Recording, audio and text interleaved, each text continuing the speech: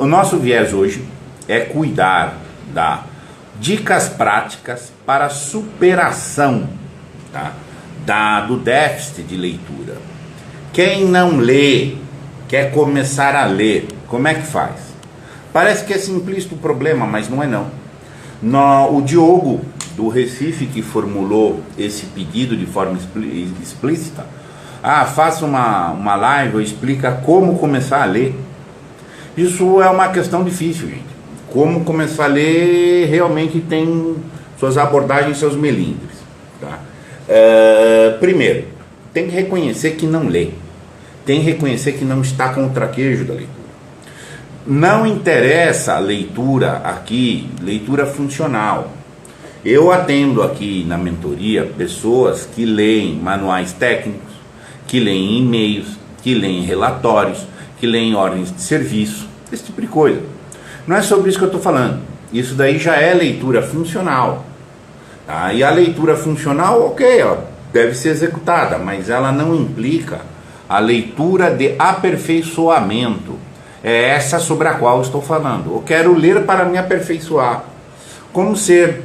Pensar melhor, perceber melhor, imaginar mais, refletir, ser mais. Tá? Então, qual é a dica prática para começar a ler? Primeira coisa, reconheça que você não está lendo. Tira a ilusão de que a leitura meramente funcional sirva. Ela serve para você funcionar, mas não serve para você significar logo para aperfeiçoar. Então, vamos lembrar, 3 tipos de leitura que a gente já enfrentou aqui. A propriamente funcional, a de entretenimento e a de aperfeiçoamento propriamente dito. Se você não dispuser de nenhum traquejo de leitura ainda, for pesado para você ler um romance, for pesado para você ler uma obra maior do tipo novela para cima, tá? A novela é, depois do conto você vem a novela em densidade e depois você vai ter o romance, tá? Você, nesses primeiros contatos, você tem que ter uma humildade de reconhecer o gargalo e aí montar uma abordagem. Você tem que começar pela literatura de entretenimento, sim. Essa literatura de entretenimento não precisa ser quadrinho, não precisa ser historinha, precisa ser algo que entretém você. Então, sei lá, você gosta aí de jardinagem. Você tem que começar a ler coisas de jardinagem para ter muito contato com o texto, não só assistir vídeo no YouTube. Assista um outro vídeo no YouTube, leia um artigo sobre o assunto, vai buscar o teu primeiro contato no dicionário, vendo artigos, comentários das pessoas, interlocução sobre aquele assunto que te entretém. Se você quiser começar a literatura de aperfeiçoamento sem entrar naquilo que te entretém, vai ficar difícil, porque o primeiro contato tem que ser prazeroso, no mínimo tem que ser razoável. Então você gosta de jardinagem, você gosta, eu vou dar um exemplo meu, eu adoro, eu dou um gosto, tá? Não tem nada a ver com o meu aperfeiçoamento, mas é com prazer. Eu gosto de ler sobre coisas da marinha, adoro construções navais, estilos de fragatas, de corvetas, nossa, eu curto isso. Eu leio o artigo, tem revistas especializadas. Esse é o primeiro entrosamento. Ali, na literatura de entretenimento, se treinam as primeiras habilidades de um certo fôlego com o conteúdo, o hábito de pesquisar dicionário e o hábito intertextual. O que é o hábito intertextual? É você ler algo, isso não entra na dimensão funcional. E você pode pôr na dimensão do entretenimento. Ler algo. Fulano falou que... Vou dar um exemplo de 2 coisas que eu leio aqui. A fragata XYZ tem tal característica. Bom, que ela é boa, ela é má. Outro camarada falou sobre a mesma fragata outra coisa. Leia e faça o intertexto. Sobre o mesmo assunto 2 pessoas falaram. Leia os 2. Pratique você um diálogo com esse. Isso é intertextualidade. Faça essa posse de extensão, vocabulário com recurso adicionário e o primeiro contato com a intertextualidade na literatura casual, na literatura que te entretém. Só depois de uma prática disso, literatura pode ser revista, pode ser site na internet, pode ser matéria de não sei quem, comentário de fulano, ponto. Só depois de algo razoável no traquejo mesmo da linguagem. As pessoas que estão só na linguagem funcional têm essa dificuldade, tá? Então tem que começar por aí. Pois que o primeiro gelo foi quebrado na literatura de entretenimento, tá? Eventualmente você tem entretenimento que não é especializado seu, mas é um entretenimento comum, tá? Eu gosto de ler quadrinhos. Não subestime a força do quadrinho. Quadrinho é literatura, tá, gente? É óbvio que é uma antessala, tá? Porque ela ainda não tem o recurso absoluto da literatura, mas é uma antessala de começo. Começar com o quadrinho, com alguma outra coisa nesse sentido, que tem ainda um apoio ilustrativo, tá? É uma ilustração figurada do bom quadrinho, tá? Uma antessala. Tem que começar pela beirada, né, gente? E, enfim, começado pela beirada, você vai bater a porta aí na literatura propriamente dita. Eu recomendo autor brasileiro, gente. Dá uma corrida aí, dá uma segurada com autor estrangeiro, com tradução, com etc, tá? Autor brasileiro clássico, tá? Não se envergonhe de ler literatura juvenil. Não se envergonhe. Tem literatura juvenil de espetacular qualidade, tá? Pode pegar, não vai pegar, de certa forma, a literatura infantil, né? Mas enfim, mas a juvenil, você vai achar coisas muito interessantes. O próprio Monteiro Lobato, os trabalhos de Hércules, tá? Você vai achar algumas coisas aí bastante interessantes. O Machado, você pode pegar alguns contos do Machado que fazem sentido para a vivência juvenil. O conto de escola, por exemplo, é um caso clássico. O Lima Barreto, tá? Também vai ter contos que vão frequentar. Comece a ler o conto barra crônica. Qual a diferença entre o conto e a crônica?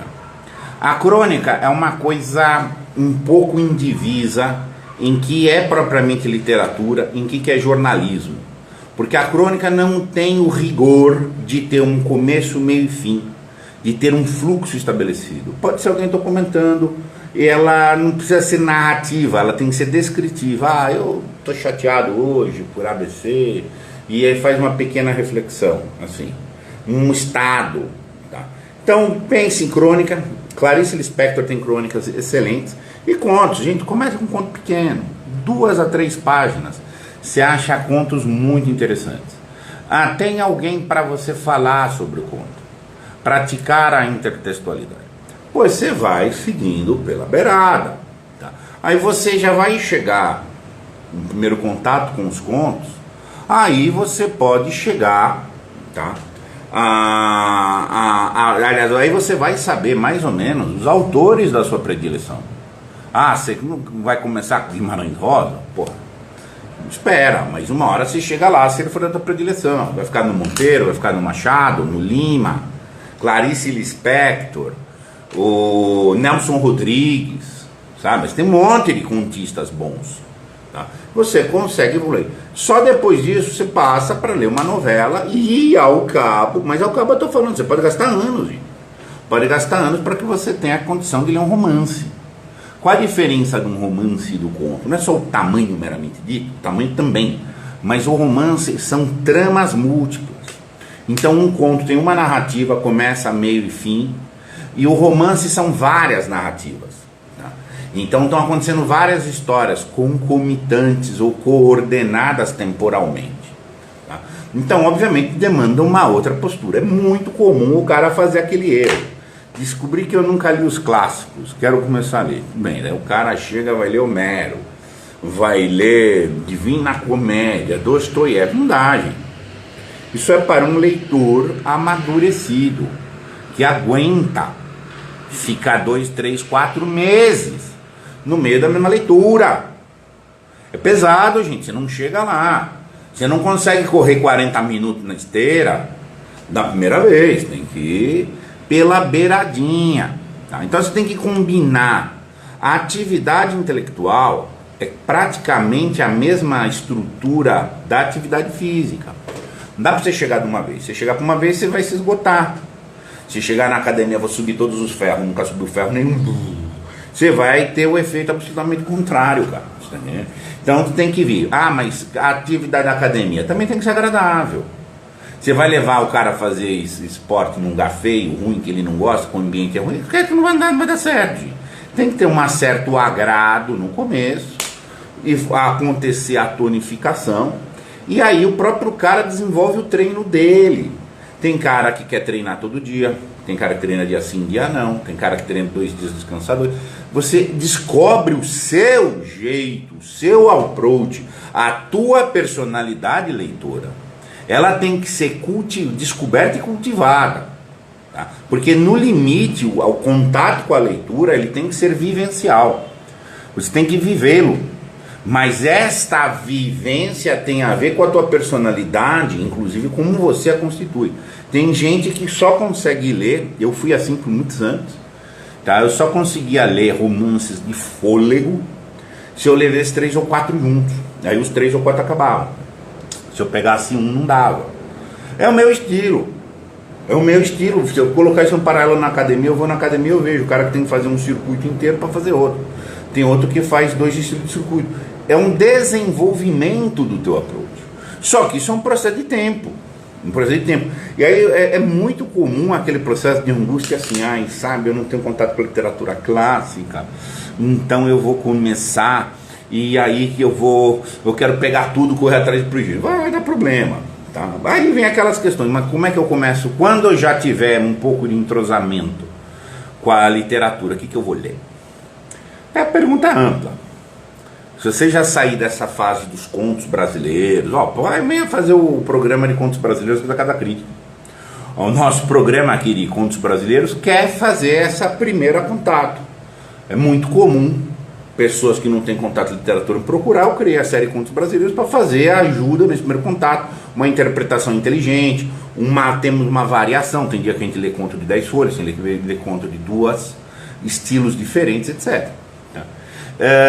Segundo, perca uma ilusão de início, a não ser que seja um cara seja uma coisa muito específica, ser um crítico literário. Você tem que ler a literatura para fruir, para experimentar, para vivenciar. A crítica literária é outro assunto. Se você já tratar a literatura como um objeto, não, eu quero ler se o cara é parnasiano, se o cara é classicista, se o cara é da escola arcaica, não te preocupa com esse tipo de coisa. Te preocupe com a vivência daquilo ali. Ah, mas daí já fez o primeiro aquecimento, eu quero começar realmente. Aí você pega uma lista de clássicos e faz o teu plano de leitura. Direto, eu recebo pergunta aqui, mas como é que eu vou começar os clássicos? Vou dar o que eu recomendo quando você já está pronto, tá? Quando o aquecimento já está feito. Eu recomendo começar pelo teatro, particularmente o teatro grego e Shakespeare. São peças menores, mas são profundas, são muito profundas. Um cara chega para mim, não, mas eu quero ler a Divina Comédia. Eu falei, você quer ler a Divina Comédia? Tudo bem, mas você já leu o que do teatro grego? Não leu nada? Volta, cara. Volta um pouquinho. Isso aqui, volta um pouco. Divina Comédia já te exige uma certa maturidade. Quero ler Dostoiévski. Bem, mas você já leu um pouco de Shakespeare? Então vai para Shakespeare antes. Tá?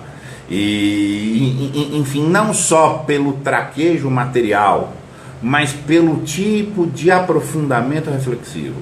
Então você não vai entender. Vai ler o Crime e Castigo. É bacana se você tiver lido Hamlet antes. Então você tem que ter, às vezes, uma orientação dentro de alguns temas, tá? De gente que possa te dar uma orientação mais razoável. Eu não recomendo, por exemplo, direto. Não sei se está acontecendo um surto de pessoas que querem ler a Divina Comédia. Divina Comédia se lê antes dos 40 anos. É difícil entender, tá? É difícil. Vai entender alguma coisa, evidentemente, mas absorver razoavelmente a obra antes dos 40 anos é difícil. Por quê? Porque é a crise dos 40. Tá? Então, às vezes, você tem que ter algumas referências aí nesse tipo de questão e ter estratégia. Ah, mas quantos anos gasta para eu ser culto na literatura universal? Mais de 5, de ritmo, de coisa, do teu estilo, da tua inteligência, várias coisas, mas abaixo de 5 anos você é mirim. Abaixo de 5 anos você é mirim. O que mais que faz no meio do caminho? Recomendações. Faça no tempo oportuno alguma literatura de apoio, não da crítica literária, mas literatura do tipo Como Ler Livros, do Mortimer Adler, a vocação intelectual, o trabalho intelectual, me desculpe, dos Fertilanges, tá? Educação do imaginário, do Northrop Frye.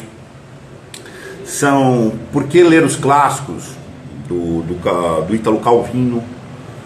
Tem aquele Brilhar a Inteligência, de uma autora americana que está fazendo sucesso. É bom, eu tenho ele aqui, não li inteiro, mas assimilei um pouco, que vão te dar ajudas instrumentais na decomposição de uma obra, sem entrar na questão ainda do rigor da análise da crítica literária, que é coisa do Otto Carpo, o próprio Frey em outro nível, tá? e outro tipo de coisa, né? Então assim, é um processo de alguns anos que vai frutificar a tua inteligência. A literatura é o caminho áureo para a inteligência. É o caminho áureo para a inteligência. Não questione isso. Tá? E, igual você quer ser esbelto, você quer ser forte, você quer aguentar, quer estar musculatura, condicionamento físico, musculatura tonificada, flexível, mobilidade ampla. Vai gastar vários anos, gente. É esforço. Vai ter que fazer esforço mesmo. Cultura é isso. Você ser culto, formar-se é isso daí.